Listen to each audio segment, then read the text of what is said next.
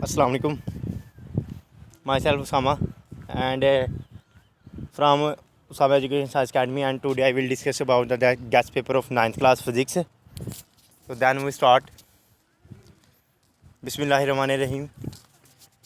Unit number 1. अच्छा, सारा का सारा गैस जो है वो इंग्लिश में लिखा हुआ है, इसलिए मैं उर्दू में बोल के बताऊंगा ताकि उर्दू मीडियम वाले जो स्टूडेंट है वो इजीली कर ले. ठीक है. सबसे पहले difference between base and derived quantity, यानी बुनियादी और मखूज मिकदारों में फ़र्क करें.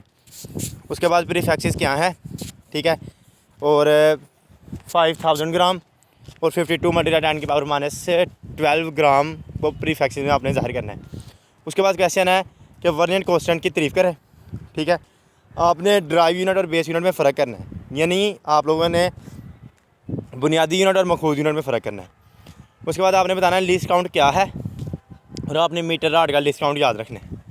उसके बाद आप लोगों ने डिफरेंस करना है ज़ीरो एरर में और ज़ीरो करेक्शन में. ठीक है. उसके अलावा आप लोगों ने बताना है कि हमारे पास साइंटिफिक फ़िगर क्या है और उनके जो 2 रूल्स हैं वो आप लोगों ने लिखनी है. अच्छा, उसके बाद कहता है कि हमारे पास कोई भी how to measure volume of solid non uniform body, यानी अगर हमारे पास कोई भी नॉन यूनिफॉर्म शेप की कोई भी जिस्म हो तो उसका वॉल्यूम हम किस तरह फाइंड करते हैं. उसके बाद आपने मेजर करना है, डिफाइन है, आप लोगों ने बताना है कि डिफाइन साइंटिफिक नोटेशन. ठीक है, विद एग्जांपल, ये तो सबको पता है साइंटिफिक नोटेशन का. उसके बाद है what is the vernier calliper, also explain how can measure least count of it. अच्छा देखें, ये तो आप लोग क्वेश्चंस कर रहे हो जो मैंने 10-12 बताए हैं, ये आप लोगों ने अच्छे से करने हैं. इसके अलावा आप लोगों ने एक और चीज़ करनी है. आप लोगों ने जो साइड बॉक्स दिए होंगे ना, मैं ये नहीं कहता सारे के सारे साइड बॉक्स करो, यानी 5-5, 10-10 लाइनों वाले करें. कम से कम जो 2 से 3 लाइनों का आप लोगों के पास साइड बॉक्स होगा ना, ठीक है, जिससे ना आगे जाके मैं आपको बताता हूँ एक साइड बॉक्स ये भी है. आप लोगों ने साइड बॉक्स ज़रूर याद करने हैं. इनके अलावा अच्छा, difference between mechanical and digital stop watch. ठीक होगा. हल्का सा एक आप लोगों ने जो पॉइंट है ना स्टॉप वॉच के बारे में भी याद रख लेना कि स्टॉप वॉच होती क्या है. ठीक है. स्टॉप वॉच एक ऐसा है जो किसी भी वक्त की पैमाइश के लिए इस्तेमाल की जाती है. ठीक है. उसके बाद फिज़िक्स की आप लोगों ने तारीफ़ करनी है और इसकी 2 टाइप्स, यानी प्लाज्मा फिज़िक्स और जियो फिज़िक्स. ठीक है, इनके बारे में आप लोगों ने बता देना है. उसके बाद कहता है right uses of physics in daily life, यानी आप लोगों ने रोज़मर्रा ज़िंदगी में जो फिज़िक्स का इस्तेमाल है ना, कम से कम 2 ज़रूर याद करने हैं. Estimate age in nano second, आप लोगों ने ये एक्सरसाइज का है तो आप लोगों ने याद रखना है अपनी उम्र का अंदाज़ा आप लोगों ने नैनो सेकेंड में अपनी एज को कैलकुलेट करना है. ठीक हो गया. उसके बाद हमारे पास आता है चैप्टर सेकंड वाला चैप्टर. ठीक है. उसमें आप लोगों ने याद करना है हमारे पास यूनिफॉर्म वेलोसिटी एंड एक्सेलरेशन. ठीक है. स्पीड, वेलोसिटी और एक्सेलरेशन में आप लोगों ने फ़र्क करना है. रेस्ट और मोशन में फ़र्क करना है. स्केलर और वेक्टर में फ़र्क करना है. डिस्टेंस और डिस्प्लेसमेंट में फ़र्क करना है. उसके अलावा आपने बताना है ग्रेविटेशन एक्सेलरेशन क्या है और उसकी वैल्यू क्या होती है. आपने पॉजिटिव और नेगेटिव एक्सेलरेशन के बारे में बताना है. जो नेगेटिव एक्सेलरेशन होता है ना, उसको रिटार्डेशन भी बोलते हैं. ठीक है. अब इसके ऊपर ना एक पॉइंट है हल्का सा, किसी जिस्म की वेलोसिटी बढ़ रही हो तो एक्सेलरेशन पॉजिटिव होता है, किसी जिस्म की वेलोसिटी कम हो रही हो तो एक्सेलरेशन नेगेटिव होता है. अब बढ़ती कब है और कम कब होती है ये साइड बॉक्स में लिखा हुआ है, ये भी आपने याद रखना है. अगर आप लोग वेलोसिटी वाला टॉपिक देखते हैं तो वेलोसिटी वाले टॉपिक में साइड बॉक्स पे लिखा होगा टर्मिनल वेलोसिटी डिफाइन. ठीक है, वो भी आप लोगों ने करनी है. उससे ऊपर लिडार गन है, लिडार गन भी आप लोगों ने करनी है.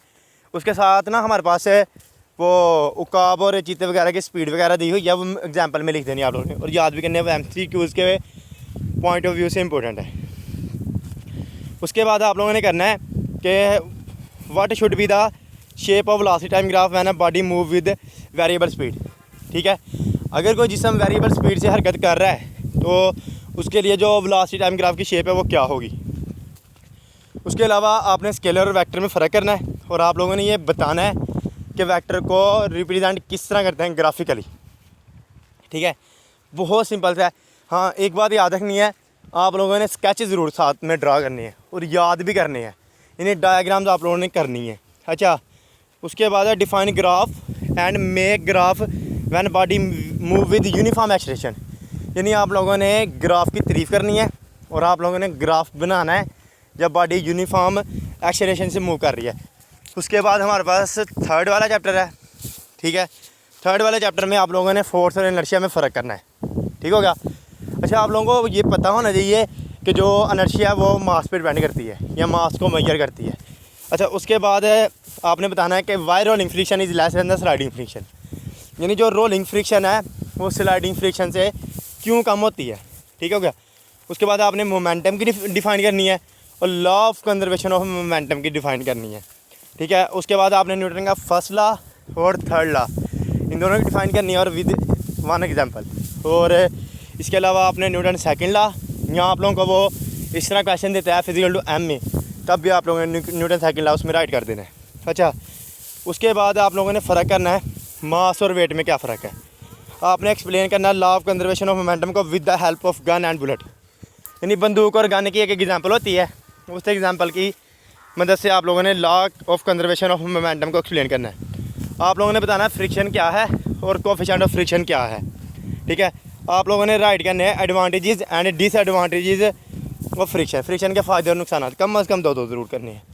आपने सेंटीमीटर फोर्स की डिफ़ाइन करनी है। ठीक है। और सेंट्रीफ्यूगल फोर्स की, दोनों एक दूसरे के अपोजिट है, एक याद करोगे दूसरी ऑटोमेटिकली याद हो जाएगी। एक के फार्मूले में आप लोग F equal to M V square over R यानी प्लस लगा देना, दूसरे में आप लोगों ने माइनस लगा देना। ठीक है। दोनों का यूनिट न्यूटन है, क्योंकि फोर्स ही होती है, फोर्स का यूनिट न्यूटन ही होता है। जिस तरह किसी भी टाइप की एनर्जी हो उसका यूनिट जूल ही होता है। ठीक है। उसके बाद है डिफाइन बैंकिंग ऑफ रोड। ठीक है।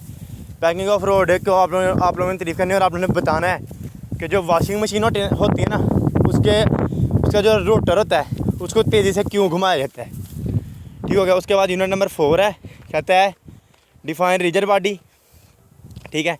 And axis of rotation.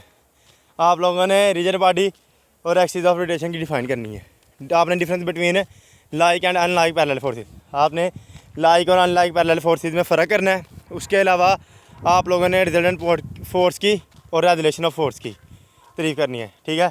आपको पता हो रिजल्टेंट फोर्स और रेजुलेशन ऑफ फोर्स क्या है। उसके अलावा आप लोगों ने टॉर्क और कपल आर्म की में फ़र्क करना है। आपको पता होना चाहिए प्रिंसिपल ऑफ मोमेंट्स क्या है। ठीक है। उसके अलावा आप लोगों ने सेंटर ऑफ ग्रेविटी और सेंटर ऑफ मास में फ़र्क करना है। ठीक है। When does a body is at equilibrium, यानी बॉडी कब एक्विलिब्रियम की हालत में होती है। आपने फर्स्ट कंडीशन और सेकंड कंडीशन ऑफ एक्विलिब्रियम को राइट करना है। उसके बाद आप लोगों को याद रखना है define stable and unstable equilibrium. ठीक है। उसके अलावा आप लोगों को याद रखना है, आप लोग कोई ऐसी बॉडी सोचें जो रेस्ट में है लेकिन एक्विलिब्रियम में नहीं है। एक्सरसाइज क्वेश्चन है। ठीक है। Why vehicle make heavy at bottom, यानी जो गाड़ियों के निचले किनारे होते हैं वो भारी या वजनी क्यों रखे जाते हैं। ये 4th वाले चैप्टर का ब्लॉक क्वेश्चन है। ठीक है।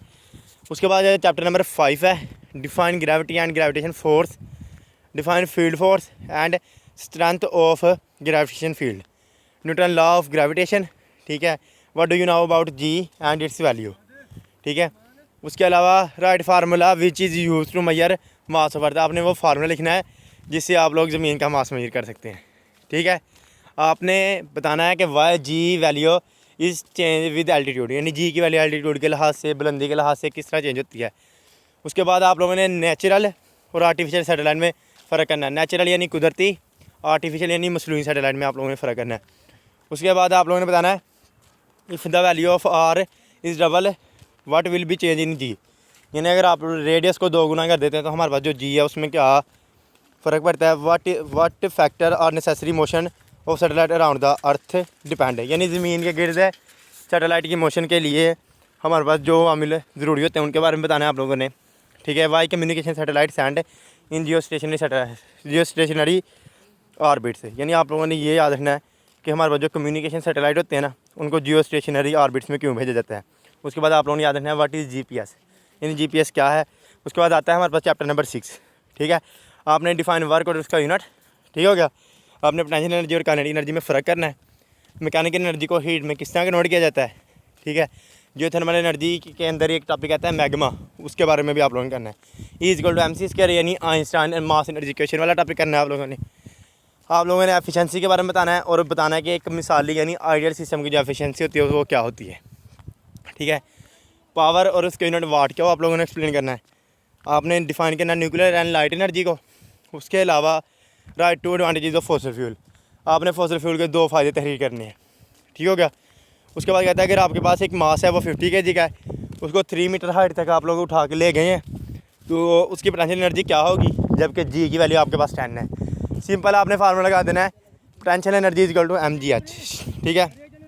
उसके बाद चैप्टर नंबर 7 है, ठीक है। कहता है define stress and strain, write properties, ठीक है, ऑफ काइनेटिक मॉलिक्यूलर मॉडल, ठीक है। Define plasma and density, define pressure and why atmospheric, ATM है ये, ठीक है। Atmospheric pressure is changing with altitude, यानी आपने ये बताना है कि जो एटमॉस्फेरिक प्रेशर है वह बुलंदी के लिहाज से क्यों तब्दील होता है, ठीक है। आपने write Pascal and Archimedes law, define Hooke's law and elasticity, define Young's modulus, why water is not use suitable use in thermometer, यानी जो हमारे पास वाटर होता है ना उसको हम थर्मामीटर में क्यों यूज़ नहीं करते। Why does the piece of stone sink in water and the large ship wait floating, यानी जो एक पत्थर होता है, पत्थर का टुकड़ा है वो पानी में डूब जाता है, लेकिन जो बड़ी बड़ी सब मरीन या शिप्स हैं वो पानी के ऊपर तैरते रहते हैं, ऐसा क्यों होता है।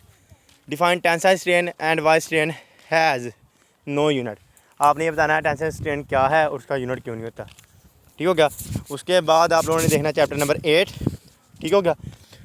चैप्टर नंबर 8 में डिफाइन हीट एंड टेम्परेचर, उसके बाद है हमारे पास define internal energy, convert 100 Fahrenheit into Celsius, define upper and lower fix point, ठीक है।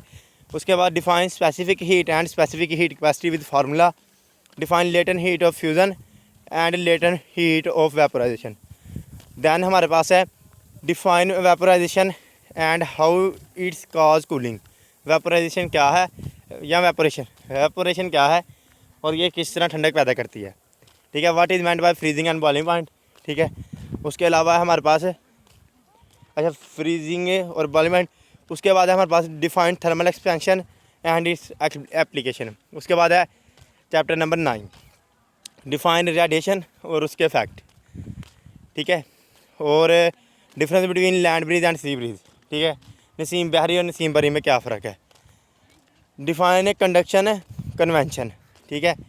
और आपने डिफाइन करना है कन्वेंशन करंट क्या है और उनके इस्तेमाल। Difference between conductor and insulator, why glider to remain in air, यानी जो ग्लाइडर होते हैं वो हवा में किस तरह रह लेते हैं। Why is not advisable to wear dark cloth in hot summer, यानी मौसम गर्मा में जो काले रंग के कपड़े पहने होते हैं वो क्यों मतलब सूटेबल नहीं होते। How does heat reach us from sun, यानी सूरज से जो रोशनी है वो हम तक कैसे पहुंचती है। How does you mayor suggest converts energy in house, यानी आप लोग जो हरारत वगैरह है उसको किस तरह मतलब घरों तक पहुँचाते हैं। उसके बाद ना हमारे पास आता है लॉन्ग क्वेश्चन का पोर्शन। लॉन्ग क्वेश्चन में आप लोगों ने चैप्टर नंबर 2, 3, 4, 5, 6 करना है, ठीक हो गया। अगर किसी ने किया है नेक्स्ट तो वो फिर कमेंट ज़रूर करें, मैं उसके अकॉर्डिंग भी यानी 7 और 8 और 9 के अकॉर्डिंग फिर आप लोगों को लॉन्ग क्वेश्चन इंपॉर्टेंट बता दूंगा। अच्छा चैप्टर नंबर 2 है, उसमें आप लोगों ने क्वेश्चन ऑफ मोशन करनी है, ठीक है। उसके अलावा एक टॉपिक है वैसे ग्रेविटेशन एक्सीलरेशन, वो भी देख लेना। 2.10 और 2.12 एग्जाम्पल करनी है। 2.2, 2.3, 2.4, 2.8, 2.6 ये आप लोगों ने न्यूमेरिकल करना है। चैप्टर नंबर 3 से आप लोगों ने rate of change of momentum is equal to applied force, यहाँ आप लोगों से कह सकते हैं relationship between force and rate of change force and momentum, ठीक है। आप लोगों ने इसमें यही लिखना है। फिर आपने law of conservation of momentum को डिफाइन करना है, न्यूटन सेकंड लॉ और थर्ड लॉ को, ठीक है। Find tension and acceleration in a string when a body is attach with vertically, यानी हमारे पास वर्टिकली यानी अमूदी, ठीक है। जब दोनों ऑब्जेक्ट को आप लोगों ने अमूदी लटकाया हुआ है तो आप लोगों ने फाइंड करनी है उसके लिए टेंशन और एक्सलेशन। सेंटीमीटर फोर्स क्या है उसकी आप लोगों ने वजाहत करनी है। इसमें जो आप लोगों ने एग्जांपल करनी है ना, एग्जांपल आप लोगों ने 3.3, 3.6, 3.8 करनी है और न्यूमेरिकल आप लोगों ने करना है 3.3, 3.5, 3.8, 3.10। यूनिट नंबर 4 है। यूनिट नंबर 4 में आप लोगों ने रेक्टेंगुलर कंपोनेंट की डिफाइन करनी है और जो फोर्स के रेक्टेंगुलर कंपोनेंट है उनके बारे में लिखना है। अच्छा उसके बाद आप लोगों ने डिफाइन करनी है एंड फाइंड करना है सेंटर ऑफ ग्रेविटी को, ठीक है, किसी भी इरेगुलर शेप का, ठीक है, और उस एक्सपेरिमेंट के लिहाज से। Discuss condition of equilibrium with example, आपने एक्विलिब्रियम की कंडीशन के बारे में बताना है with example. Define state of equilibrium और एक्विलिब्रियम की हालतों के बारे में बताना है। उसके बाद आपने जो इसके एग्जांपल करने हैं वो 4.2, 4.3 बहुत ज़्यादा इंपॉर्टेंट है, ठीक है। न्यूमेरिकल में 4.2, 4.3, 4.9, ठीक है। अच्छा मोस्टली शॉर्ट तो आप लोग कवर हो जाएंगे, लेकिन लॉन्ग के लिए आप लोगों ने चैप्टर से कोशिश करनी है अच्छे से करके जाएँ, और उसके अलावा जो बता रहा हूँ वो ज़्यादा अच्छे से करके जाएँ। यूनिट नंबर 5 में आपने 3 लॉन्ग क्वेश्चन देखने हैं। Explain law of gravitation, what is mass of earth, define artificial satellite, discuss it's motion. ठीक हो गया। इसमें से न्यूमेरिकल नहीं करना आप लोगों ने, क्योंकि इसमें से पेपर में न्यूमेरिकल नहीं आएगा, हो सके बेशक लॉन्ग आ जाए। Define kinetic energy and its derivation. ठीक है। Define potential energy and derive its formula. ठीक हो गया। Write a note on solar housing system, how fossil and nuclear fuel use as a energy source and write its danger. उसके बाद explain work, यानी work के बारे में आप लोगों ने कंप्लीट एक्सप्लेन करना है। और एग्जांपल आपने 6.2, 6.3, 6.5 और 6.7 करनी है। न्यूमेरिकल आप लोगों ने 6.2, 6.3, 6.6, 6.7, 6.8, 6.9 करना है। मोस्टली वैसे इस चैप्टर से हमारे पास लॉन्ग क्वेश्चन पूछा जाता है। बाई चांस है कि वो आप लोगों से वर्क, काइनेटिक एनर्जी, इनके बारे में कुछ पूछ ले तो पूछ ले। Best of luck. कोशिश करनी है लॉन्ग वैसे दूसरे भी अच्छे से तैयार करने हैं, शॉर्ट्स भी, ब्लॉग्स वगैरह और ये वाले कर लो, इंशाल्लाह हो जाएंगे। उम्मीद है लॉन्ग में से भी मोस्टली आप लोग कवर हो जाएंगे। तो बेस्ट ऑफ लक, अल्लाह हाफिज़। और लास्ट में इंशाल्लाह अगर आप लोगों को कोई फ़ायदा हुआ है, उम्मीद है कि आप लोगों ने मैथ का गेस्ट पेपर देखा होगा, और आई होप्स हो कि आप लोगों का जो पेपर है वो 95 से 100 कवर हो गया होगा %। तो इसलिए यही रिक्वेस्ट है कि आप लोग मेरे चैनल को ज़रूर सब्सक्राइब करें। अल्लाह हाफिज़।